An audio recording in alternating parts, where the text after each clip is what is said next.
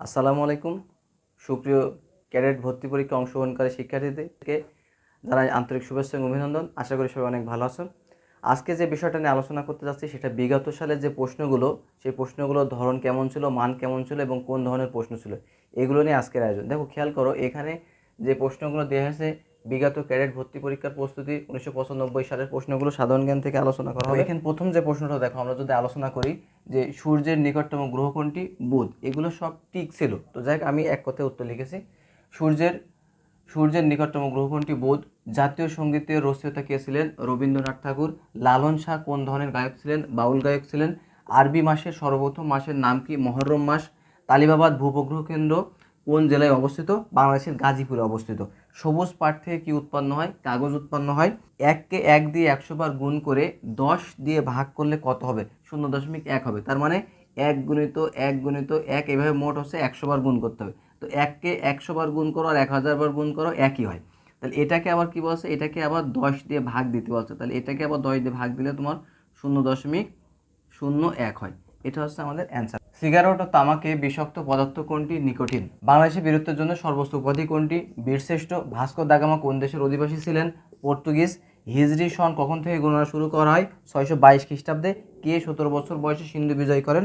মোহাম্মদ বিন কাসিম। রক্তক্ষরণ রোধে কোন ভিটামিন সাহায্য করে? Vitamin K. বায়ুর কোন উপাদান দহনে সাহায্য করে? অক্সিজেন।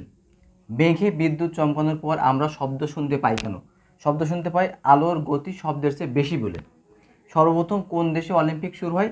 গ্রিসে। এবার তারপর দেখো পরের যে আইটেমগুলো, নিম্নলিখিত স্থানগুলো কোথায় অবস্থিত, এগুলোর নাম লিখতে হবে।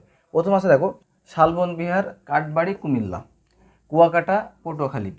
ষাট গম্বুজ মসজিদ, বাগেরহাটে অবস্থিত। মিলিটারি একাডেমি, ভাটিয়ারি, চট্টগ্রামে অবস্থিত।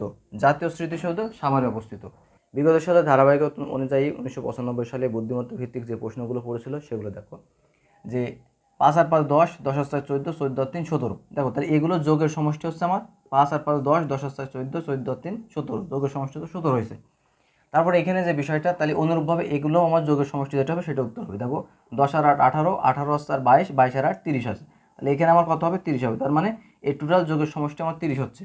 তারপরে দেখো 19 নম্বর পরবর্তী সংখ্যা কত? এখানে আমার খেয়াল করতে হবে 3 6 5 8, তাহলে 7-এর পরে এখানে কত হতে পারে?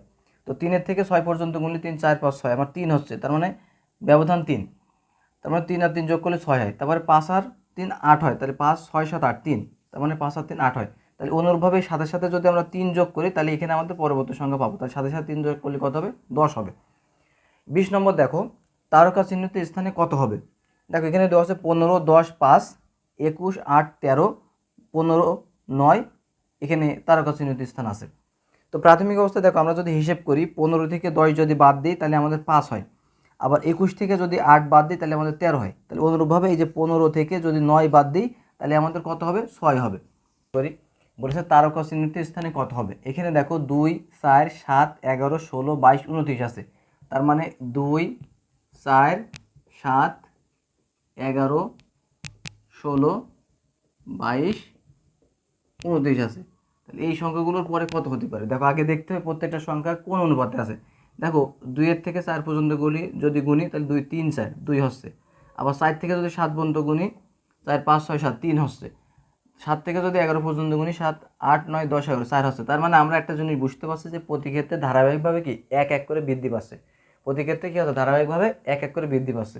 তাহলে এখানে এই যে 11-র সাথে 5 যোগ করলে 16 হবে। 16-র সাথে 6 যোগ করলে 22 হবে। 22-এর সাথে 7 যোগ করলে 29 হবে। তাহলে অনুরূপভাবে পরের যে সংখ্যাটা বলেছে সেটা কত হবে?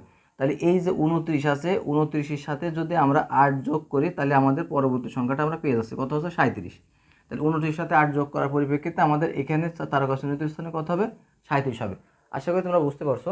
তারপর দেখো, নিচের চিত্রে কয়টি আয়তক্ষেত্র আছে? এখন দেখো, এটা টোটাল একটা বড় আয়তক্ষেত্র, তার ভিতরে আবার খণ্ড খণ্ড করে দেখানো মোট কয়টা আছে। তো এই ধরনের প্রশ্ন যদি পড়ে তাহলে এই প্রশ্ন সমাধান করার সিস্টেম হচ্ছে, দেখো আগে পাশাপাশি আমরা হিসেব করব। দেখো, এই 1 2 1 2, তার মানে এই পাশাপাশি যদি হিসেব করি 1 + 2 এর যোগ হচ্ছে 3, এখানেও হচ্ছে 1 + 2 এর যোগ হচ্ছে 3। এই যোগ করার পরে এই যোগফলগুলো আবার গুণ করব। তার মানে এই যে 3 গুণিত 3 গুণ করলে কত হয়? 3 3 9 হয়।